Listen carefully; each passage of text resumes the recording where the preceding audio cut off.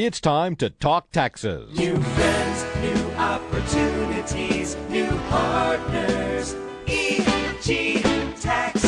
It's Ask the Tax Lady with Esther Gulius and EG Tax on News Radio 930 WBEN. To reach Esther now, call 803-0930. Toll free at 1-800-616-9236. And cell calls are free at star 930. And now, live from the WBEN studios, it's Esther Gulius. Hey there. Esther is here with us, and Chris is here in studio today. And I guess we're having a little bit of technical difficulties, but this is Ask the Tax Lady. We're here live, taking your phone calls to help you with whatever tax needs you may have. It's a gorgeous Saturday here in Western New York. It is. I love it when the weather starts turning and it's a little bit chillier and cool. I got to tell you, though, we have 2 daughters, and one of them is in Illinois right now going to school, and she told me it was 90 degrees in Illinois, so you just never can tell. And Nope. she's having a good time hitting the books, right? Yes. 90 degrees. That seems like last week. Wait, it was last week. It was last week.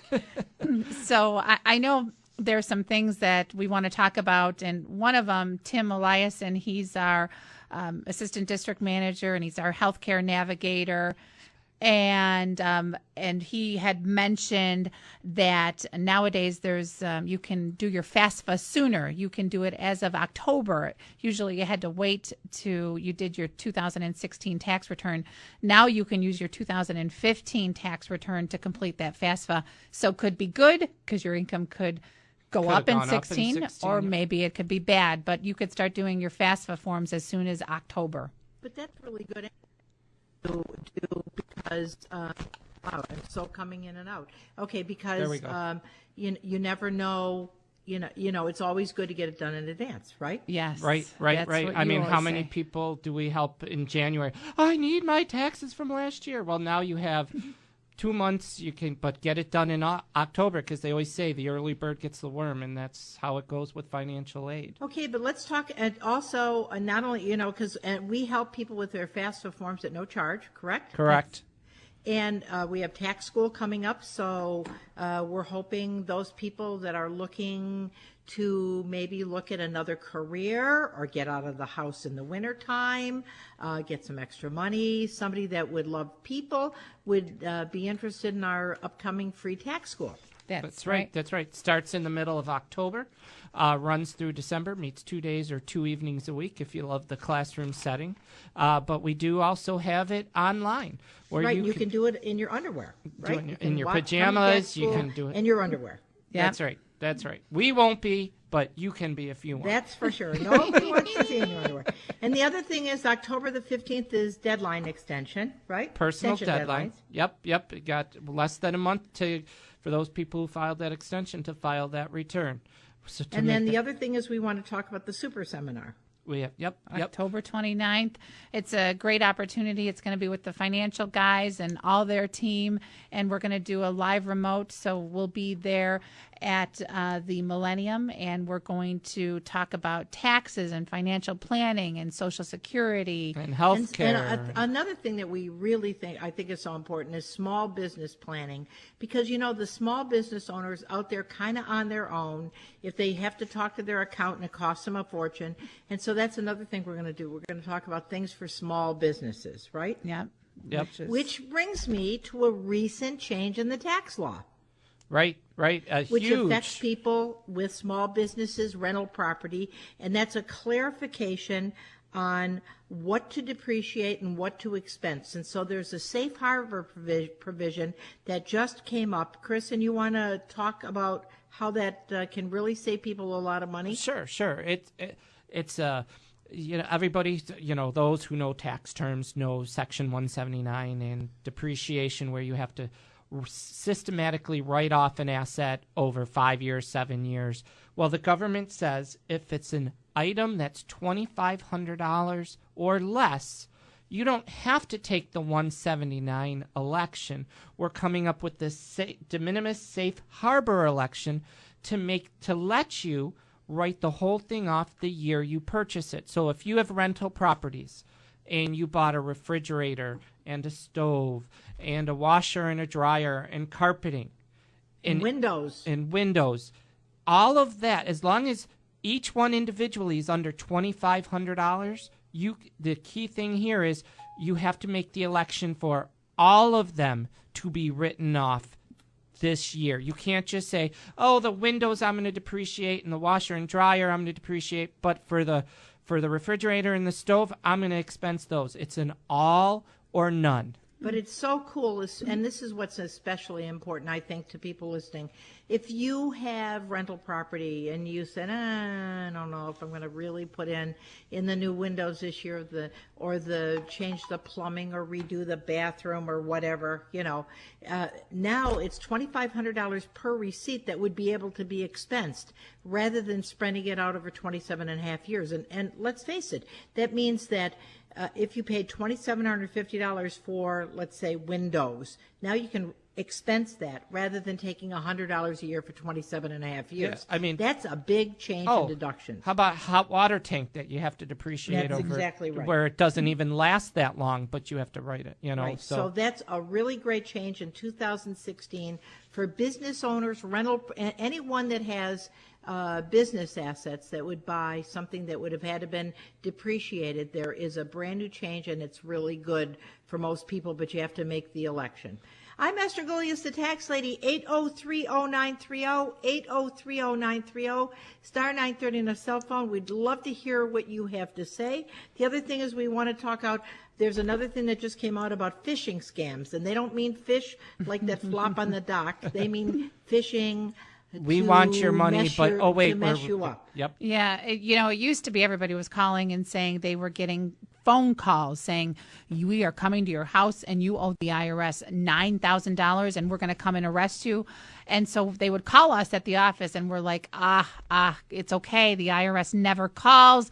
They mail out letters. And so now what's going on, Chris? Now they're mailing fake letters to people. The real letters are called CP2000s. Right. The fake letters that they're sending through the internet are CP2000s. So you would have to be adept at what you're getting. Now, the IRS does not email bills, but it really looks like the real thing because it's called the right name. It's a CP2000. The important thing is that if you are getting a bill from the IRS, it isn't from the IRS through the internet, okay? And what you want to do is if you're afraid at all, you can come down to EG Tax and we'll make sure, we'll point out the fact that it's fake and we'll show you what a real one it looks like. As a matter of fact, there is a website that you can go to at the IRS. Like what is it would be, what does a CP2000 letter look like? But these things they don't have detail. They just have amounts that you owe the IRS. The place that you're supposed to send the payment to is a bogus address. And so again, if you're getting scam online, you can call EG Tax because we're there for you.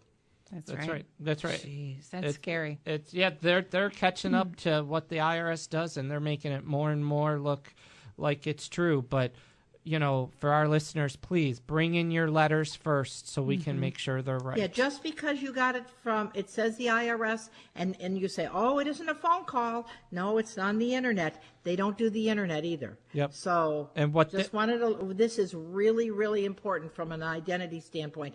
There are people around the world that are trying to take your money, and that's part of what we want to help you to keep is your money.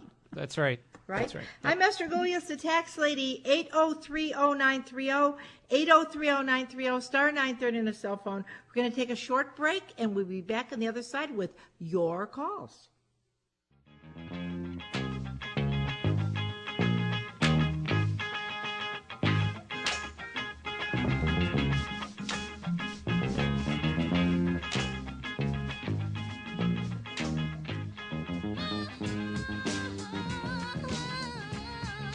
And we're back.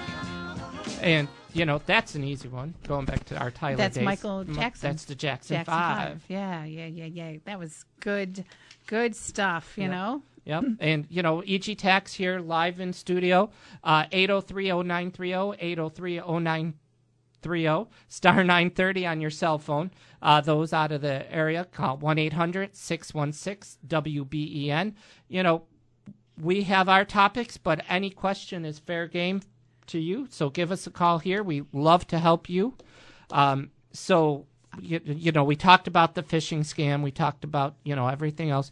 Now our topic, is how to help people. How do we help people? We give them different ideas. Yep. And today it's about credit and debt and things that you can do to help build your credit and to remediate and reduce your debt. And it's so sad nowadays. I remember when we were going to get insurance and they look at your credit, and when you go to get a mortgage, when you try to refinance your job, I mean, the sky's the limit. And so it's sad that it's boiled down to that, but it is. And so it's really important that you, as Esther always says, that you don't put blinders on, that you look at what your credit is. And so you make strides to correct the matter at hand. And so we, part of what we want to talk about today is credit issues and how to reduce your debt, steps to do that.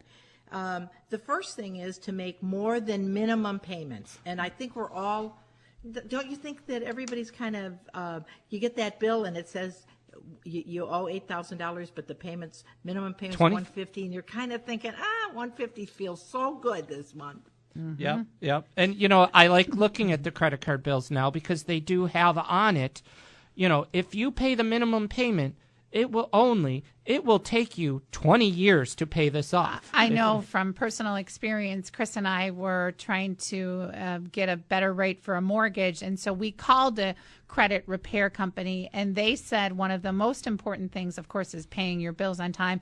But if you look at, so Chris, you're going to help me out with this, but say your credit limit is $5,000 and you have that credit card bill maxed out to $4,000. They don't like to see that. They like to see that there's 85% room left of your available credit. Did I say that right? Yep. And so she said to us that is so important. She says if there's a $5,000 limit, you shouldn't be near that heading that and ceiling. And that's the whole thing is your credit is really important because your credit score determines many times what you're going to pay in interest. Yep. That's right. And interest being pretty reasonable right now, you certainly don't want to pay 4% when you could get 2.5. That's right. Right. And not to mention... The other thing is snowball your payments. So let's say that you looked at your bills and you said, I owe $300 on this credit card. You pay that off, and the money that you would have paid to that first credit card, then that money the next month should go to the next lowest payment and pay that one off. Mm-hmm. That's right. In other words, build like you're building a snowman. Put what you were paying on the first one onto the second one to get rid of that second debt. Yep. And how many people do we see all the time that call us or come in and say, well, I just want to take the money out of my pension, to pay off all my credit card That's when debts. Esther stands on the desk. Committing suicide, but because what you end up doing is you're paying income tax on the federal, income tax on the state, and a penalty. So let's say 40%. Well, if you could borrow the money at 4%, that's like 10 years of interest that you're prepaying because you're taking your money out of your pension plan. And your pension plan is protected in the event of a bankruptcy. So even the state of New York thinks your pension plan is pretty important. As you the said. next thing is cash out of savings if you have debt. Like, for instance, some people have debt and they have a savings account, or they have stocks and bonds or something they could turn into cash to get rid of that 25% debt. And they say, I hate to get rid of my savings. Nobody would like you to get rid of your savings, but the fact of the matter is, effectively, your financial statement hasn't changed, because if you have debt on the right-hand side, and an asset on the left-hand side, it's the same balance on the balance sheet. And not to mention that your debt, you could be paying 22% interest, where the bank right now is giving you 0.5% if you're lucky. Exactly right. I'm Esther Gulias, the tax lady, 803-0930, 803-0930, star 930 on the cell phone. And let's go to the phones and we'll talk to Sue. Hey, Sue. How are you? How can we help you? Hi, Esther and friends. I just made my will, and I was wondering, I'm leaving some, cash money, and I'm also leaving a house to some people. Now, I know your estate has to be in the millions before they pay any estate taxes, right? $5.4 million. So you were right, Sue. It has to be in the millions. $5.4 million before any estate taxes are due. All right. But now the house, I'm wondering if I leave the house to someone and they decide to sell it, in the future, do they have to pay capital gains from the time they inherited it or from the time I bought it? Let's go back and help people to remember. If something goes through your estate, if it's truly an inheritance, then what happens is the person that inherited it gets a stepped-up basis, the fair market value on the date of your death, or an alternative valuation 6 months down the line. So let's say it was worth $100,000 when you passed away, and they sell it a month later for $100,000. They have no gain. If you gift it, then it's a horse of a different color, right, Chris or Tiff? Yeah. So the best way is the way that Esther just mentioned. The other way is if you gift it, it goes back, Sue, to your original basis. So then they would pay tax from day one. So in inheritance, they get the stepped-up basis, so the odds of them paying tax on the house would be slim to none. Oh, okay. So it'd be better if I don't gift it, just to have them inherit it. That's exactly right. That's exactly right. That's all I wanted to know. Mm-hmm. Oh, good. Well, thanks for calling. Very good question. Appreciate your call. I'm Esther Golias, the tax lady, 803-0930, 803-0930. We're kind of talking about how to improve your credit. We're also talking about all the scams that are going on where people want your money and we want to make sure that they don't get it. Another thing to improve your credit, your debt, would be to borrow against your life insurance. If you have cash surrender value on a life insurance policy, that's free money. That's right. That's right. And a lot of people don't think about that. I know the big thing nowadays are life insurance. What kind do we have, Chris? We have term. Term. And so, but there's people out there that don't have term and they can do exactly what Esther said. Right. But term really is, times. really is the best kind. But many people have cash surrender value, and term obviously is the cheapest to get, and it's going to do exactly what you want because nobody gets any money unless you pass away, when you pass away. The next thing is to use a home, looking at getting rid of debt, use a home equity credit line or loan. Why would you use home equity? Well, because the interest rates are, again, 2%, low. Very low on home equity loans, and as long as you have the equity in your house, use it to your advantage and pay off those high credit card debts. So look, you're borrowing a home equity at 3%, you're paying 22% on a credit card. That's 19% difference. The interest on a credit card is not deductible. The interest on a home equity is, as long as it's not over $100,000. Right. And let's throw in there, besides credit cards, how about paying off your student loans? Exactly. That's exactly right too. Another thing you could do is, if you don't have a home, you could borrow against your 401k to pay off your debt. Yep. If your 401k allows you to do that, that's exactly right. And so then you make payments to yourself, and you make interest payments to yourself too, which is pretty cool. And you have to pay it off within 5 years. And so you're paying yourself the interest on your own debt, and it's not taxable. So again, you could get rid of 20, 22, 25% credit cards, and you have to pay yourself about 4%. What a deal that is. Right? Yeah. And it's not taxable. Another thing you could do, and we talk about this all the time, change your W-4 at work. Yep. Change your withholding. Get the money now instead of later. Right. And then there's two other things. Let's say that you don't have all those things. You can call your creditors and say, hey, I can't pay you, and negotiate a settlement on your credit card debt. Now, something would happen if you do take a reduction in your credit card debt. What would that be, you guys? Well, that could be a taxable event, the cancellation. Exactly right. Yep. So the difference, say you owe Discover $7,000 and you say, look, I can give you $4,000. And they may say, you know what, we'll take that $4,000. But what they're going to do is mail you a 1099-C come tax time and make that $3,000 potentially taxable. And Chris is exactly right. The word potentially, because if in fact you have more liabilities than you have assets at the time that the debt is forgiven, you can fill out a form making that something that was taxable not taxable. Right. That form is called a 982, and it's a statement of insolvency. And so if you were insolvent for the year, you don't have to declare the income on line 21 of your tax return. And so you just if have to, you have in the past, in those 3 years, the last 3 years, we can amend those returns and get your money back. pretty cool. Right? And then the last thing you would do is, and nobody wants to, but it's absolutely there in the law to help you, is to look into a bankruptcy. Yep. And if your debt is forgiven in a bankruptcy, nothing's taxable.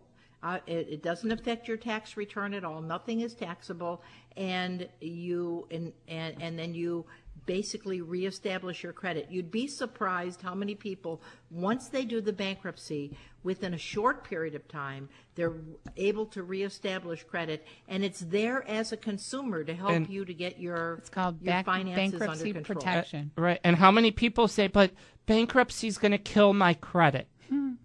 But their credit... Not really. But if your credit's killed, I always give the analogy. Let's say that you have a lot of debt. Let's say you're dragging around $40,000 in debt. So every month it's like dragging a dead body. There's your $40,000. It comes with you, $40,000, and you can't pay it off. You know you can't pay it off, but you morally are objected to filing a bankruptcy. The truth of the matter is your credit cannot get better until substantially after that $40,000 is paid for.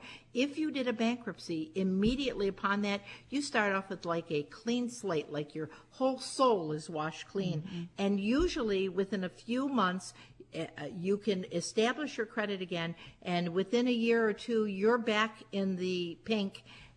But if you don't look at this squarely, you just carry around that bad debt forever and ever and ever. Yep. Right? Definitely. Okay. I'm Esther Golias, the tax lady from EG Tax, 803-0930, 803-0930, star 930 on a cell phone. We're going to take a short break for the news. I know we have Dave and Mike and Karen holding. If you'll hold till after the news break, we'll see you on the other side. We'll also talk to you after the break. Thank you.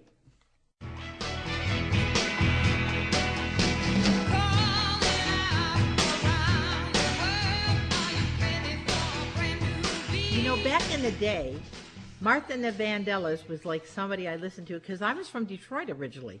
And so I was into like all the Motown music. So Dancing in the Street was a great song. I'm Esther Golias, the tax lady from EG Tax, 803-0930, 803-0930, star 930. And David has been waiting for a long time. Hey, Mr. Dave, how can we help you?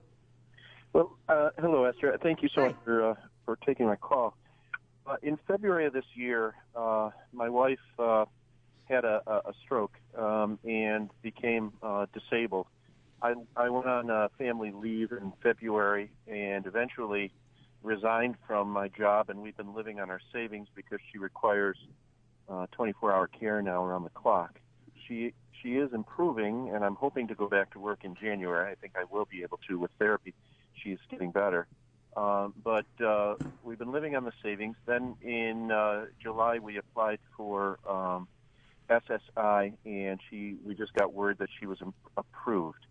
That's that great. She's going to start receiving benefits in October. So my question is, this is all really new to me.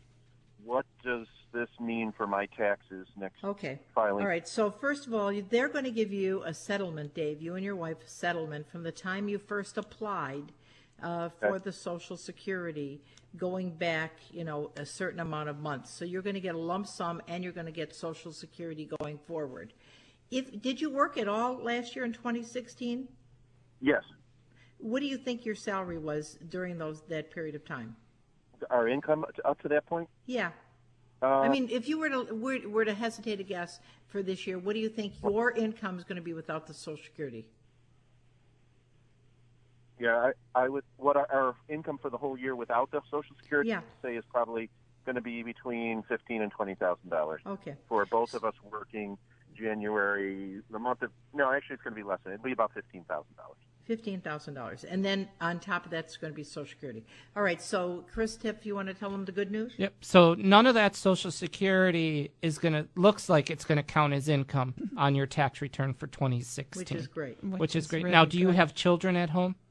Yes, I do. I have 3 children. Oh, this is going to be a win. I hate to say it in this year's You're going to get an earned situation. income credit, Yeah. which is really great. It's going to be a good About tax filing. $10,000 of a Right. refund this year. Between state and federal. That'll be great because we're going to need to put in a ramp in the back of the house, and then we'll be able Sure. to get money to do that. That's That's great. great. And not to mention how all those kind of improvements to your home so your wife can function, those are all medical deductions as well. So Right. you just might want to, you're going to be working full-time next year in 2017, right? That is correct. So what do you think your income is going to be like in 2017? I would say probably between, I'm going to be, I'm going to have to start again at a new position because, after I had been out for so long, finally we just had to terminate employment. Sure. So I'm going to say between 70 and maybe 80,000. Okay. So wouldn't you guys suggest for him to pay the remodeling expenses, maybe grip bars, ramps, et cetera, maybe to look at 2017 Correct. because Yeah, in 2016 not you going won't to have have any liability at all. Right.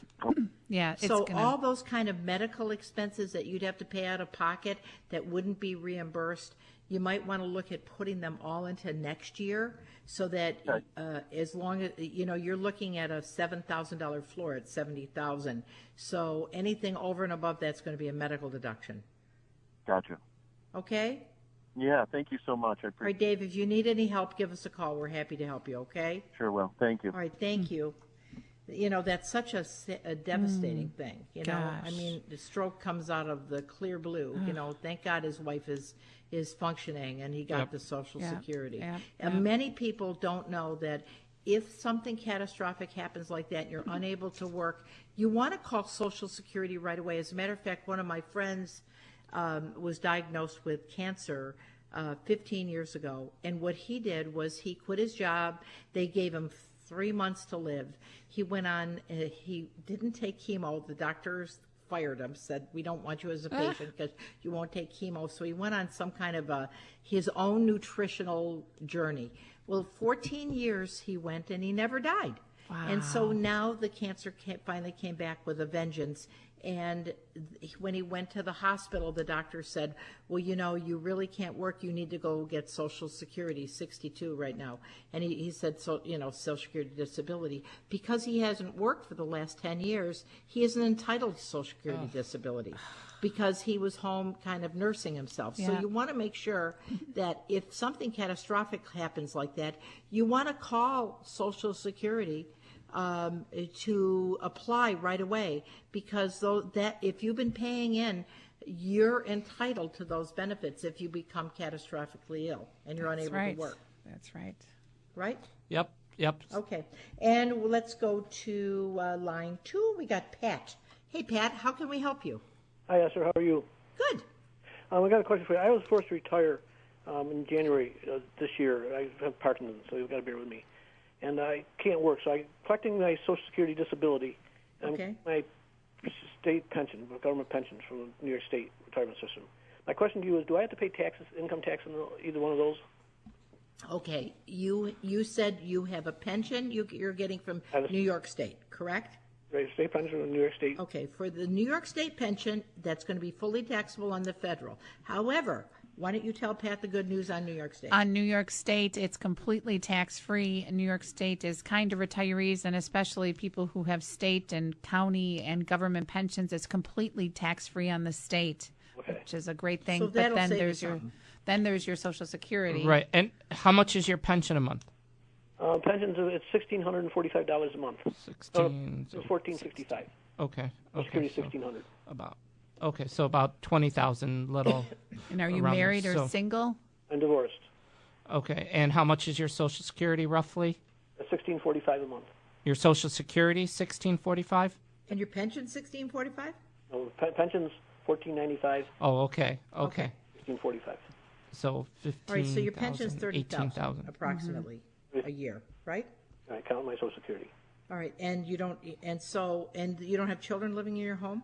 No, we're joint custody, but he's got custodial rights, living with her. But I've been claiming him for. Right. Okay, so at least that's a good thing. But the kids don't live with you. No, one kid doesn't. One child doesn't. All right. So part of his Social Security is going to be taxable, but on the state, his Social Security is going to be completely tax-free, and his pension is going to be tax-free. Right. But very little, maybe a couple thousand of his Social Security is going to count as income. He gets part of my Social Security. Right. No, but on your tax return, on your federal, you're going to pay tax on your pension and about $2,000 roughly of your Social Security. And now you're obviously under the age of 65, right? 62. You're 62. So you can, because you're on a disability pension, your wages your pension can be considered wages, and so technically he can put money into an IRA. That's right. Yep. That's right. Yep. So you could also shelter $5,500, $6,500 into an IRA, Which would then make the Social which would then Security make you tax-free. eligible for possibly an earned income credit. No. So you want to take a look at all those angles. Can I call you Monday morning? Absolutely. No, Pat, you can't call it. No, yes, of course you can call it. You're so cute. Okay? Appreciate it. Thanks for calling, Pat. I'm Esther Golias, the tax lady from EG Tax, 803-0930, 803-0930, star 930 on the cell phone. We certainly want to help you. You know, with your and this tax. is, I'm Yes, just sir. sorry, this is what we do all year, every day. We'll take these calls at the office. We love helping people, making them, getting them out of tough situations, bringing some hope, hopefully, to their life with their That's tax. exactly right. Yep. Yep. Okay, let's go back to our subject matter. We were talking about credit, improving your credit score. Like you said before, Tiff, you want to make sure you pay on time Yep. That's and right. keep your spending low. And I got to say, Chris and I are moving, and when you move, things are in upheaval sometimes. And so one of my bills, I couldn't find it, and I had a phone call today from an 800 number, and it was one of my credit cards, and they said, you didn't make your payment. And so my point is, don't ignore all of those 800 calls, Yep. That's true. Yes. The other thing is, don't close up a charge card just because it's been paid for. Because when they're figuring your credit score, Yep. they take a look at your debt to your total credit availability. That's right. And so you don't want to necessarily close up those credit cards because it'll actually help your credit score if you don't. That's what they told us, right, Chris? Yep. They said, don't close the credit cards. Exactly what you said. And then the other thing is use home equity credit loans instead of credit cards, because credit cards are much higher rate, and home equity is looked at in a more positive vein. And the other thing is credit agencies that are on your report. In other words, on your credit report, if you have somebody that's dunning you because of a past due bill and you have a credit agency that's on your credit report, that's not good. You want to make sure that you deal with that credit agency right away. And the other thing is deal with negative issues on your credit file. Don't assume that it was a typo. I mean, pull your credit report, and when it shows a 60-day late and you think, gee, I never had that credit, you want to take a look, because with identity theft, somebody could have pulled your credit, done a charge using their, so that they had the benefit of it using your name, and it affects your credit. Yeah, and then I just want to chime in and say that there are the services out there, and they will help you with your credit. And if you don't have time to write the letters, or if you don't have time to investigate, they will do the work for you. Of course, there's a cost, but just do something. Well, I mean, when you take a look at, for instance, borrowing money at 2.5% versus 5%, because your credit is messed up, that's really important. I mean, those kind of things are very, very important, and it's a detail, but it's a detail that needs to be taken advantage of, because you don't want to have to overpay just because your credit score is not so hot. You want to make sure you're diligent about your credit score. I'm Esther Golias, the tax lady, 803-0930, 803-0930, star 930 on a cell phone. We're going to take a short break, and we'll be back with your questions on the other side.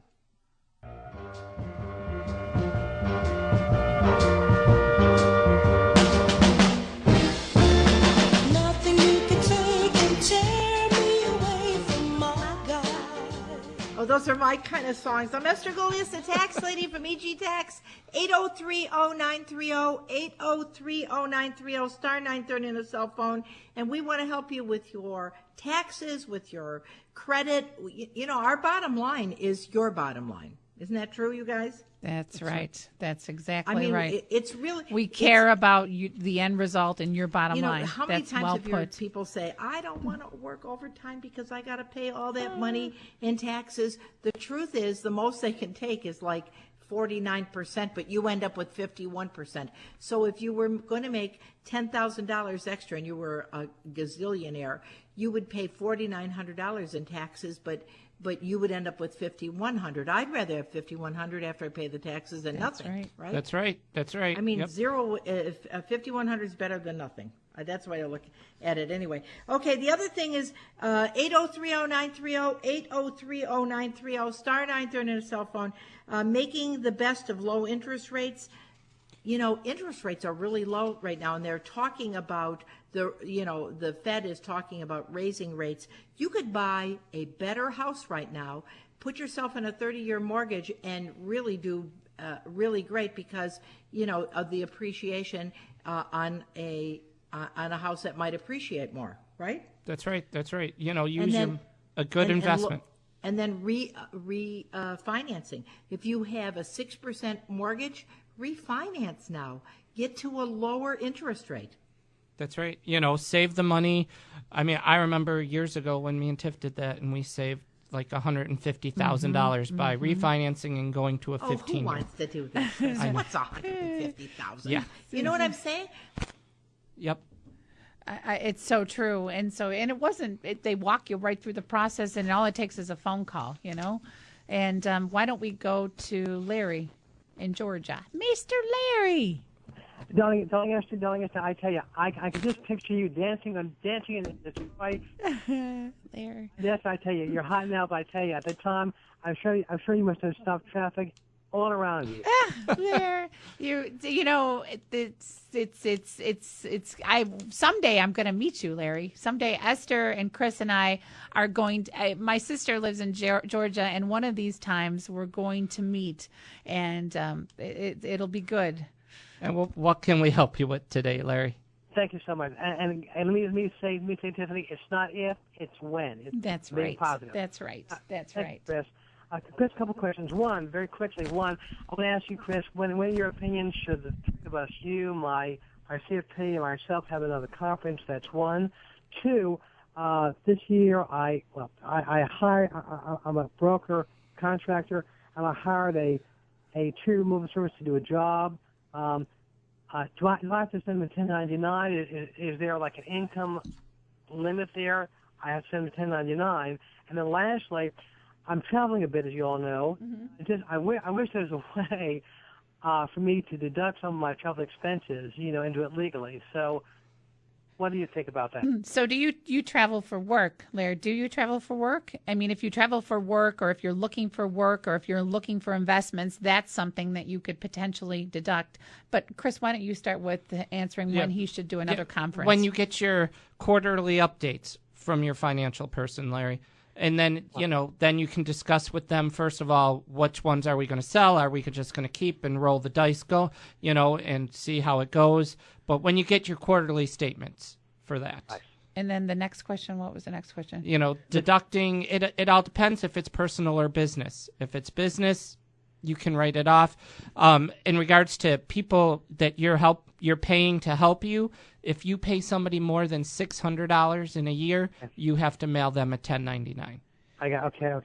And then, Larry, I was thinking about you when Chris and Esther were talking about the new law with rentals. Do you have any rentals? I know you help to manage them. Or Good question. At this point, I've got nothing. All I have right now is my own house. Okay, because I know you manage rentals, but I guess that would pertain to the people that you manage and to the owners. Is that Chris mentioned there's a new way that the rental owners can deduct right up front some more of their expenses, so something to keep in mind. Okay. And that would be a great tip to give to them, Larry, is if they really want to do, if they if they have a high net profit this year and they want to do something, they can take advantage of this change in the tax law, and they can write up to $2,500 per receipt by making that safe harbor election, and it can save them a lot of money. Interesting. Okay. Thank you. Thanks, Lair. Listen, by the way, I'm so glad it's Motown Day, the EG show. It is. I'm telling you. I remember when Motown was really something. Hot. It still is hot. It is hot. Thanks, Lair, for calling. Thank you, dear. Y'all take care. Bye. All right. I'm Esther Goulias, the tax lady, 8030930, 8030930, star 930 the cell phone. And we got Kathy holding. Hi, Kathy. Hi, Esther. Hi, Kath. I was just wondering if you have a vehicle repossessed and you pay the fees to get it back, how does that affect your long-term credit, and for how long is that on your credit report? Well, I mean, if a vehicle is repossessed, was it because you didn't pay the credit? You didn't pay the creditor, Payments. Correct? Yes. Well, then that's a real problem. I mean, because it's going to be on your credit report that they took back the vehicle. I really don't know how long it'll be on there. I'm assuming it'll be on there for at least 5 or 6 years. Chris and Tiff, do you know? Regained. They regained it. So you paid it. The fees. I mean, back. you could. I mean, if you went for a mortgage or something with that on it, and there was extenuating circumstances, health You can always issues, explain you it, can yeah. always explain it. But your best bet would be to call like one of the people that sponsor our show is Dennis Kitchen, and ask him the question of how long and what you can do to help that. But obviously, having your vehicle repossessed is not good for your credit. But it's good that you made amends. And just for future people and people listening, if you're in a situation where you know that you can't make a payment, it would be better for you to go sell that vehicle, pay off the loan, rather than having it affect your credit. Yeah. So what I find is many times people that are having troubles, and we all have troubles. Over my life, I've had troubles. It would be wiser to take a look at your situation and go and surrender the asset, pay off the debt, and then deal with getting a new asset than to have them come and take it. And that's not to say anything bad about you, Kathy, but I'm just giving something to for people. It's better Words to be to ponder. proactive than to have them come and get it. And another thing, Kathy, you might want to, there's free credit reports that you can get, and I think it wouldn't be a bad idea if you actually look at your get credit one of report. those credit Correct. reports so that you actually see how it impacted you. True. Okay, thanks for calling, Kath. Very much. And let's go to David in Tonawanda. Hey, Dave, how can we help you? Dave? Hello, Dave. Yeah, on mute. I just Mute. Yeah, I have a rental house. I first bought a house after I got divorced, and then I decided to buy another one, and I rent the first one out. And I've been trying. I heard you talking earlier about credit ratings and all that stuff and interest rates. And when I bought that house, I was at an 8% interest rate, trying to refinance that, and I cannot get anybody to refinance it. I'm making my payments, everything's on time and stuff because of my debt to rate wage ratio, I guess. Renters are paying for that. I take advantage of the tax write-offs for the rental and the interest, but is there a way I can better do this? I know just from personal experience, Chris and I have used cross-state funding, and or any mortgage broker, and they can look at different options, not just in the local area, but anywhere across the country. So I think a mortgage broker might be a good idea. Yep. I mean, you could, depending on the house you're in now, on that situation, you may be able to refinance that house or take a home equity out to pay off the other house too. Yeah, that's a good point, Dave. How much do you owe on the rental? I think I owe about $50,000. All right. How much is the equity if you were to sell your house right now on your primary residence? The primary residence, I probably have. I just got this about 3-4 years ago, so I may have $20,000 in equity. All right, so you don't have a lot of equity. And I think what Chris was going for is to take out a home equity credit line on your primary and then pay off that pay off that rental property, which would be a good angle for those of you that are listening. But I will tell you, a mortgage broker is a great place to go. Look at refinancing that high interest. Yeah, that's where I went to a broker, and that's where they went through, got all the paperwork. I mean, everything pays on time and all that kind of stuff. But because I own the two houses, and like I said, the rent is pretty much paying the mortgage. The mortgage, sure. There. So that's what I would do. They were talking about cross-state. I know there's a lot of mortgage brokers who will shop for mortgage rates across the United States for you. So that's a great way to do that. And then, Dave, could you take a loan against your pension, anything like that? I probably could. I mean, that would be a better advantage to do that, I guess, because of the interest rate's so high, right? Right. Well, you would pay yourself back at 4%. And you pay yourself so you would back. be saving 4%. Right. So that would be another option for you. Yeah, I know we have 401k. I don't know if they're allowing us to take the a loan against that. I mean, how many years left do you have on the mortgage on the rental property? The higher interest rate. I believe I have 10 years left. Yeah, I mean, and that was a 30-year mortgage to begin with? Yes. See, you're almost all at principal now. Yeah. So the interest isn't so much of a problem. Yeah. Yeah. And, I mean, it's something. I mean, you should really sit down with someone and put the. But he's still paying 8% on the 50. Right. He's paying still 8% on the 50. He's not paying 8% on 100. He's paying 8% on 50. So that's something he might want to look at. But the other thing is, what I would encourage you to do, if you want to sit down with us, Dave, there's no charge. You can call us at our corporate office at 632-7886. All right, I appreciate it. All right, thank you, sir. I'm Esther Goulias, the tax lady from EG Tax. Our phone number during the week is 632-7886. Our web address is egtax.com. You can get up in the middle of the night and ask me a tax question, and I'll hear it, and I'll answer you. And those of you that have been writing me all week, I answer you right away. And whether you're getting a phone call and somebody says they're taking your firstborn, and we know it's a scam, or whether you're getting some of these scams from the internet, or whether you're really getting letters from the IRS, haven't paid your tax, you haven't filed your tax return, EG Tax is there to help you. Until next week, I'm Esther Goulias with Tiffany Fabian and Christopher Fabian. Have a great week. Thanks for listening. Bye-bye.